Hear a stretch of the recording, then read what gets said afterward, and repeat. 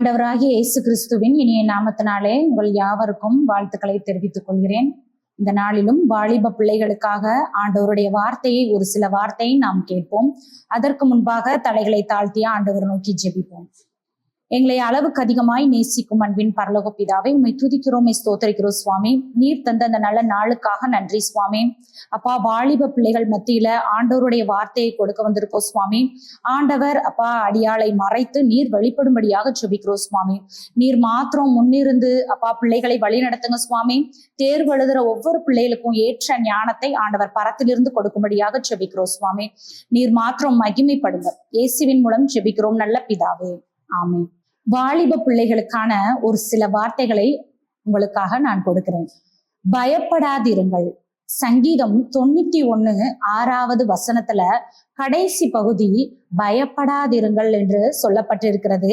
வாலிப பிள்ளைகளே, எல்லா சூழ்நிலையிலும் இந்த காலங்கள்ல நம்ம பயந்து காணப்படுகிறோம். தேர்வு எழுதும் நேரங்கள்ல சரி, வீட்டு சூழல்கள், மற்ற காரியங்களுக்கு நம்ம பயந்து காணப்படுகிறோம். பெற்றோர்களிடம் நம்ம தேவையில்லாத, ஆண்டவருக்கு பிரியமில்லாத காரியங்கள் செய்து நாம் பயந்த நிலையில காணப்படுகிறோம். சுற்றி இருக்கிற சூழல்கள் எல்லாவற்றிலையும் நம்பிக்கை இல்லாத ஒரு சூழல் நம்ம வாழ்ந்து கொண்டிருக்கிறோம். இந்த நாளிலும் கூட ஆண்டவர் நம்மளை பார்த்து பயப்படாதிருங்கள், நான் உன்னோட கூட இருக்கிறேன் என்று சொல்கிறார். ஒரு காரியத்தை குறித்தும் நாம் பயப்பட வேண்டாம். ஆண்டவர் நம்மோடு தான் இருக்கிறார். எதை குறித்தும் நாம் பயப்பட தேவையில்லை. முதலாவது காரியம், பயப்படாமல் இருக்கணும். பயப்படாமல் அப்படின்னா நம்ம கோழை ஆகிற விடக்கூடாது. கோழை ஆகாதிருங்கள், கோழை ஆகாதிருங்கள். கோழையானால் நம்மளால ஒன்றுமே செய்ய முடியாது. கோலியாத் பாத்தீங்கன்னா இஸ்ரவேல் தேவனையும் சவுலையும் நிந்திக்கிறார். உயரத்தை பார்த்து பயந்து போய் கோழையாய் நிற்கிறார். அந்த உயரத்தை பார்த்து கோழையாய் நிற்கிறார். அவருடைய பலம், படை இருக்குன்னு தினந்தோறும் சொல்லி சொல்லி கோழையாகிறார். வெற்றி பெற முடியாது. நம்ம கோழை ஆயிட்டோம்னா வாலிப பிள்ளைகளே, நாம் வெற்றி பெற முடியாது. பயப்படாமல் நம்ம எதிர்த்து நில்லுங்கள். யாருக்கு? பிசாசுக்கு எதிர்த்து நில்லுங்கள், அவன் ஓடி போவான். யாக்கோபு 4:7 பாத்தீங்கன்னா, பிசாசுக்கு எதிர்த்து நில்லுங்கள், அவன் உன்னை விட்டு ஓடி போவான். தாவீது கோலியாத்தை பயப்படாமல் எதிர்த்து நின்றான். இரண்டாவது காரியம், நம்பிக்கை குறைந்துவிடும். முதலாவது பயம், இரண்டாவது நம்பிக்கை குறைந்துவிடும். பயந்து போனோமானால் அடுத்த அடி நம்மளால வைக்க முடியாது. நம்பிக்கை குறைந்து போய்விடும். நம்பிக்கை குறைந்தால் அடுத்து என்ன செய்யணும்னே நமக்கு ஒண்ணுமே தட்டுப்படாது. அப்படிப்பட்ட சூழ்நிலை. சாஸ்திராக், மேஷாக், ஆபேத் நேகும், இந்த 3 பேரும் நம்பிக்கையோடு இருந்தார்கள். நம்பிக்கையோடு இருக்கப்பதான் அடுத்த செயல்பட்டாங்க. அந்த தீ சூளையில தூக்கி போடும்போது கர்த்தர் அவர்களோடு இருந்தார். வாலிப பிள்ளைகளே, தம்பி தங்கையே, நம்மோடுதான் ஆண்டவர் இருக்கிறார். அதனால நம்ம பயப்பட்டோம்னா, நம்பிக்கையற்றவர்களாக இருந்தோம்னா நம்மளால ஒரு காரியத்தையும் செய்ய முடியாது. உயர்ந்த பதவிக்கு அவர்கள் அமர்த்தப்பட்டன. நாமும் நம்பிக்கையோடு இருக்கும் பொழுது உயர் பதவிகள் நமக்கு கிடைக்கும். ஆண்டவர் இந்த நாள்ல நம்மளை பார்த்து சொல்ல, உயர் பதவிகள், நம்பிக்கையோடு இருக்கும் பொழுது நமக்கும் உயர் பதவிகள் கிடைக்கும். மூன்றாவது காரியம், பதறக்கூடாது. பதறிய காரியம் சிதறும். எனவே நாம் எதை குறித்தும் பதறாதிருங்கள்.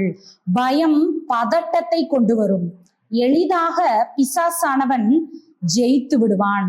அதனால இயேசு கிறிஸ்து சோதிக்கப்படும் போது பயப்படாமல் கர்த்தரின் வார்த்தையை சொல்லி ஜெயித்தார். இப்படியாக ஒரு பாடல் சொல்லப்படுகிறது. உன்னை நோக்கும் எதிரியின் கண்ணின் முன்னே பதறாதே, உன்னை நோக்கும் எதிரியின் கண்ணின் முன்னே பதறாதே, கண்மணி போல் காக்கும் கரங்களில் உன்னை மூடி மறைப்பாரே. இதுல பாத்தீங்கன்னா, உன்னை நோக்கும் எதிரியின் கண்ணின் முன்னே பதறாதே. பதறினால் நமக்கு எல்லா காரியங்களிலும் ஒரு தோல்வி வந்துடும். அதனால பதறாமல் ஜெயிக்க முன்னின்று நம்ம ஜெயிக்க வேண்டும். பிரச்சனைகள், பாடுகள், போராட்டங்கள், துன்பங்கள், கஷ்டங்கள், பாரங்கள், இப்படிப்பட்ட சூழ்நிலை நம்ம இருந்தாலும் எதையும் பார்த்து நம்ம பதறாது இருக்க வேண்டும், பதறக்கூடாது. ஒரு நடந்த சம்பவம், ராஜபாளையத்துல ஒரு 4 பெண்கள் என்ன பண்ணாங்கன்னா, வயல்வெளியில களை எடுத்து கொண்டு இருந்தாங்க. அப்ப மதியம் 1 மணி.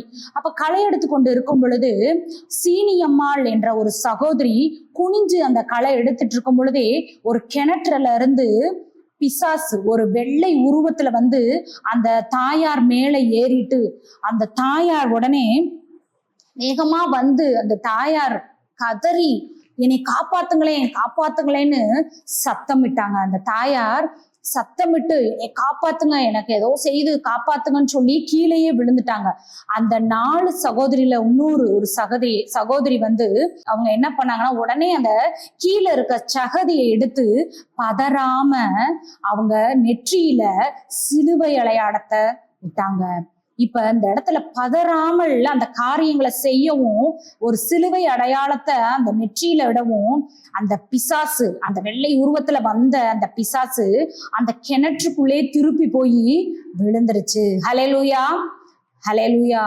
இந்த நாளிலும் கூட நாம் பதறாமல் எல்லா காரியங்களையும் ஆண்டவரை முன்னிறுத்து நம்ம செயல்பட வேண்டும். அந்த சிலுவை அடையாளத்தை இட்ட உடனே அவங்களுக்கு ஒரு மாற்றம். அதே போலதான் நம்முடைய வாழ்க்கையிலும் தேர்வுகள், மற்ற காரியங்கள், குடும்ப காரியங்கள், பிரச்சனைகள், எதிர்காலங்கள் எல்லாத்தையும் குறித்து நம்ம பதறாமல் நம்முடைய காரியங்களை ஆண்டவருக்கு முன்பாக நாம் நிறுத்த வேண்டும்.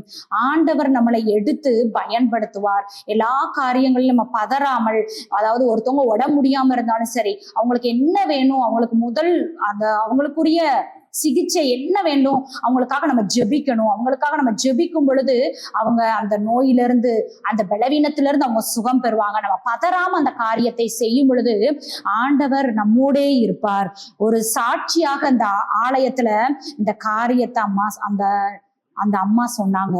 எனவே நாம் கோழையாக இல்லாதபடி, பதற்றமாக இராமல், பயப்படாமல் எதையும் மேற்கொள்ள வேண்டும். கர்த்தர் தாமே இத்திருவசனத்தை ஆசீர்வதிப்பாராக. நாம் தலைகளை தாழ்த்தி ஆண்டவரை நோக்கி ஜெபிப்போம். எங்களை அளவுக்கு அதிகமாய் நேசிக்கும் அன்பின் பரலோக பிதாவே, உம்மை துதிக்கிறோம், ஸ்தோத்திரிக்கிறோம் சுவாமி. நீர் தந்த அந்த நல்ல நாளுக்காக நன்றி சுவாமி. வாலிப பிள்ளைகள் மத்தியில ஆண்டவர் அப்பா ஸ்தோத்திரம் சுவாமி. நீர் பேசின தயவுக்காக நன்றி சுவாமி. பயப்படாமல், கோழையாக இல்லாமல், நம்பிக்கையோடு அப்பா ஸ்தோத்திரம் சுவாமி, பதற்றம் இல்லாமல் நாங்கள் வாழ, அப்பா ஜீவிக்க, எல்லா காரியங்களையும் உமது கரத்துல கொடுத்து நாங்கள் முன் செல்ல கோணலானவைகளை ஆண்டவர் செவையாக்கும்படியாக செபிக்கிறோம் சுவாமி. நீர் மாத்திரம் மகிமைப்படுங்க. இயேசுவின் மூலம் செபிக்கிறோம் நல்ல பிதாவே, ஆமேன். என் ஆத்துமாவே கர்த்தரை ஸ்தோத்திரி, என் முழு உள்ளமே பரிசுத்த நாமத்தை ஸ்தோத்திரி. என் ஆத்துமாவே கர்த்தரை ஸ்தோத்திரி, கர்த்தர் செய்த சகல உபகாரங்களையும் மறவாதே. ஆமேன்.